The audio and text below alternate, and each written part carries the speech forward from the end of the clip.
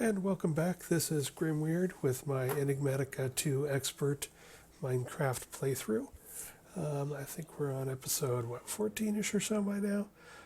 So at the end of the last one, I had gotten my packed ice, and I was going to be heading back home. But I checked the map right before I left, and saw another temple, and saw a few more other things. Here is another little dungeon thing we got going on. If I recall correctly, I've seen one of these before in Biomes O'Plenty, and there are a couple spawners in there. So we want to make sure and mark that on our map and come back later for that. So we'll put that on there. And then also, we got a dead dragon bones up here, which make me a little nervous because, well, we got multiple dead dragons, because there may be a live one around somewhere. But what I wanted to do was try and loot these and see if we can get anything interesting out of them. So if I understand correctly, I got to go up here with a bare hand, and I got to right click on them. Oh, there we go. And we got a bunch of bones and skulls. And here's another one over here. Another dead ice dragon. So we gotta find the sweet spot on here.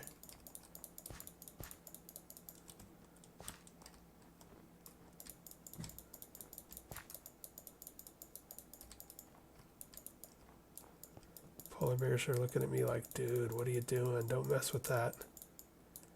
Oh, and I'm pushing it around. That's interesting. Oh, my hand is not empty because I accidentally picked up bones on them. That's probably what's stopping me from doing that. Alright, so we blew up our inventory with a bunch of bones and some skulls, and it was a stage 4 skull and a stage 5 skull. So those were pretty big looking dragons. That's why I definitely wanted to come over here and grab those in case they despawn or something. Because I think the stage 4 and 5 ones might drop dragon eggs, and who doesn't want to tame a dragon? Zombie Steve and I, my lovely avatar Zombie Steve, is like, hell yeah, I'll ride a dragon. So I don't see anything around that looks like a dragon horde. So those may have just been random spawns. And I don't hear any dragons. Nothing's coming after us. So we're going to go ahead and loot this astral temple. And then I'm going to take one last look around this. There's all sorts of interesting stuff up here. So I'm going to take one last look, and then maybe I'll head back and actually get some work done. Now that we got the glider and the slime sling and our slime boots all together, it's making exploration very appealing because I can cover a lot of distance really fast. I can also fill up my bags really fast, so I got to be careful about that. I don't think I'll ever actually use those dragon bones. I think that I'll have better armor from things like thermal foundations or what have you. So I'm going to find a low spot here. I think I've only shown you me going into one of these, so we may as well break into another one. And find a polar bear. Well, that's interesting. Dude, sucks to be you. What are you doing down here?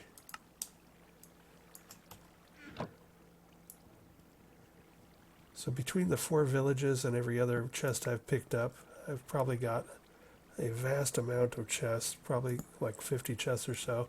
But I do keep picking them up because we're going to need to make some storage drawers here soon, and that's going to eat up a ton of chests.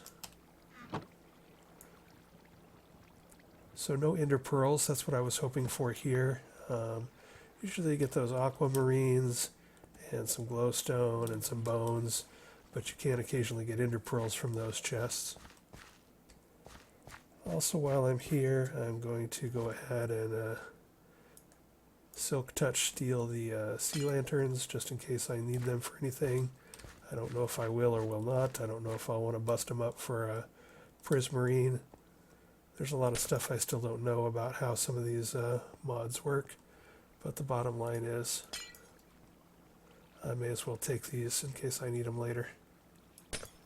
The little ones I have started actually destroying and taking all the marble from, but these ones with the floating crystals, I'm going to leave them intact because, again, I'm not 100% sure if I'm going to need to come back to these later or if I'm going to be all set on my own once I start making my own luminous crafting table and then the big astral temples of my own.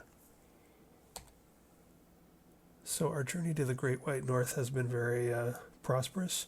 We got some packed ice. We got some glowing dust from the faint amaranth or whatever those flowers are. We got some dragon bones, which is sort of cool. No dragon egg, which is sort of a disappointment, but whatever. I'm not seeing anything else on the map really. What the heck is that over there? We got some Alps, it looks like. Yeah, Alps. Alrighty, we could probably head back now. So I am going to jump cut. And this time, I swear that I may actually go back to my base. Or not. Be right back. What? Yes, I'm going back to my base at any moment. As soon as I figure out what this giant crazy tree thing is, and as soon as I figure out what that little floating island is, and as soon as I raid this other Astral Sorcery temple, yes, we're going home very soon. So that's a pretty interesting structure. I don't know what it is, and I do actually think I'll head back rather than spend a lot of time trying to figure it out. But I thought it was pretty cool looking.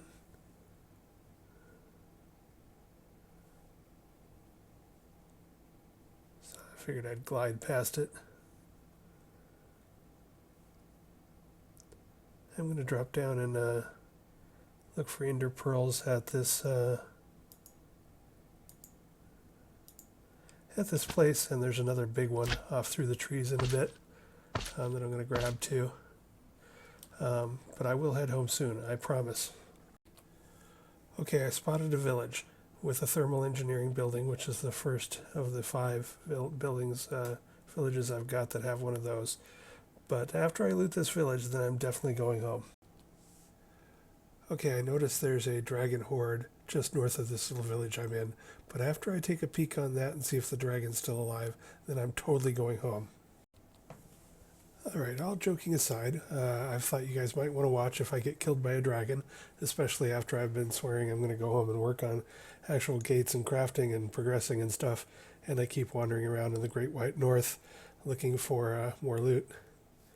But we are going to go check out and see if that dragon is there. Like I said, I have seen an occasion where it got stuck, and it would be a sweet thing if we could maybe score some dragon loot. So I like to keep under the trees so it doesn't rain fire down on me. I'm not seeing him so far. He might be ranging around killing things.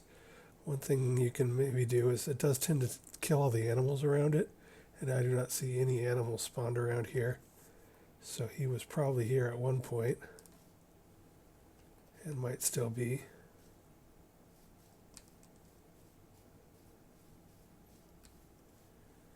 The gold is all fine and good, but we really want to take a look at what's in those chests.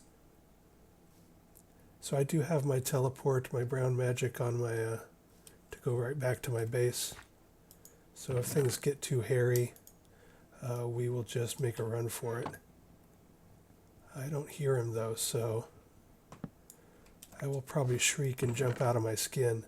Now see, I gotta watch out for this because I'm not exactly sure what will kill me if I pick it up, but that's exactly what I want. Let's see. I'm gonna retreat under this tree and think about it. I don't think that's radioactive. I don't think that'll kill me. I think I picked one of those up before and it was fine. How am I going to handle this? I think I'm going to pick it up, try and slap it in a backpack real quick. If I start getting sick, I will try to teleport back to my base so at least I die there with it. Sound like a plan? Sounds like a plan.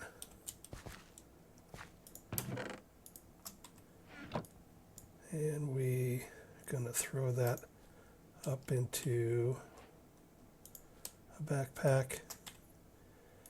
And so far I'm not dying. If I start retching and puking, I will definitely teleport fast. But I'm going to mouse over this stuff and make sure that I'm not picking up anything that I think might kill me, because I did that once and that was no fun, because then I kept coming back to... Dragon's here. Because then I came back to loot my body and I died again and I had to figure out what was going on, and it was just a big ugly mess. So the dragon is here and is alive.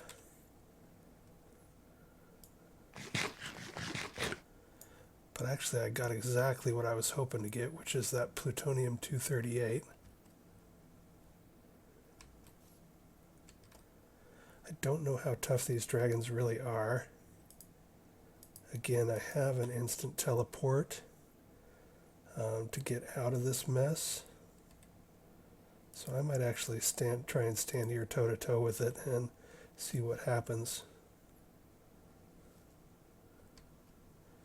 They don't show up as red spots on your map either, so that makes it a pain to figure out where they are. And there he is, way up there. I think he's got way more range than I do.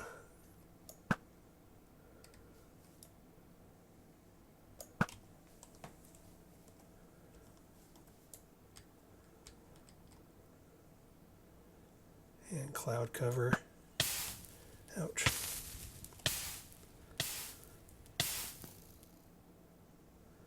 I think my arrows are falling back down on me.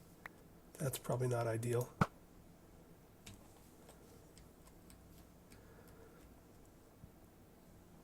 That's pretty cool. His projectiles look like little lava rocks.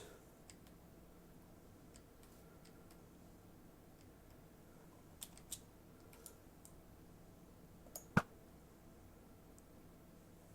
don't think I'm hitting him at all. I think he's too high.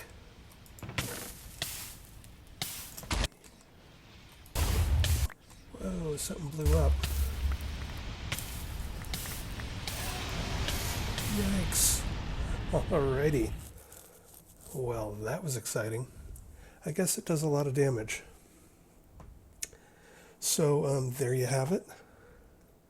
I hope I didn't lose any gear. We're going to respawn and go chase down our body.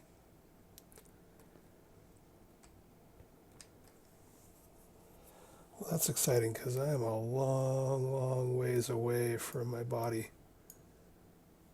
And I don't have another... Dang, he killed me fast once he lit me up. I don't have another glider. Don't have another boots or slime sling. So this is going to be a bit of a trek. So probably what I'm going to do is just hoof it. And you guys don't need to watch me run across the landscape like Lancelot charging the castle in Monty Python's Holy Grail. But I'm a firm believer in naked corpse runs. So I'm just going to grab some food and head out. And we'll see what happens when I get there. And I'll check back in with you in a moment. Okay, so it took me 12 minutes to run back to the village by the dragon. I just picked up some jam and a bed and went for it naked because there's a good chance I'm going to lose this body as well. And as I was running here, I did pick up 6 mystical light gray flowers, so that's great. The jam has regeneration on it, so I'll chug that a bunch if I get on fire. Maybe that will survive me or help me survive. As I was running here, I got to thinking, I'm not leaving without my pickaxe, and my pickaxe will teleport me back to my home base. So what I'm going to do, there's not enough room here. What I'm going to do is I'm actually going to set my spawn point to this village, and that way if I die a couple times trying to get my body back, that will be fine. I'll just respawn real close and can just bum rush it until I get my loot back. And then I can use my pick to teleport back to base and reset my spawn point back at the base.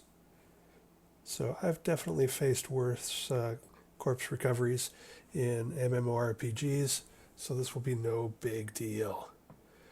Except for the pigs. The pigs are just going to drive me nuts. Anyway, so I'm going to wait until nighttime and sleep and reset my spawn point, and then we will charge over there and see if we can get our loot back.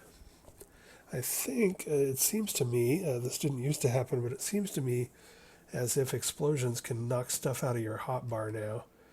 Some of that stuff that went flying was from the chest, I believe, but I think the thing that I was holding in my hand got knocked out of my hand a couple times when I got exploded on the last world, which is totally terrifying because I don't want to have to remake my pickaxe that I'm already at least a Grandmaster on. So we're going to set spawn point to this bed and leave this bed here. And now we can go up there and try and grab our body.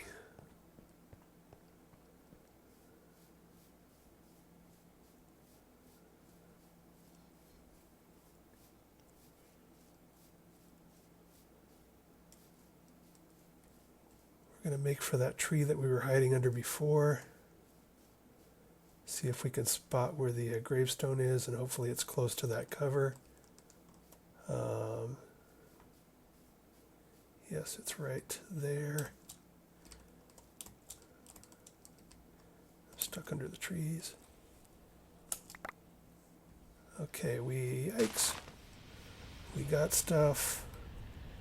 So I got everything important. I got my pickaxe, I got my sword, I got all 3 backpacks. I got my hammer. It's probably not safe to be sitting right here. I want to check and make sure I got that plutonium-238. Yes. All right. So we are in business. That was not bad at all. All of this was worth it. That plutonium-238 will make me a little nuclear reactor that will be quite handy. And I think that's the only thing that's really hard to make, that fuel.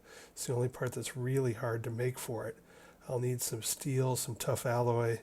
Steel to make tough alloy. But I think that's totally doable. I really want to try and push my luck and keep trying to do things here, but I think we're going to come back when we have better armor and a better ranged weapon like a laser gun or a crossbow and try and fight it and win this fair and square, as opposed to playing all cute and trying to grab things on the run.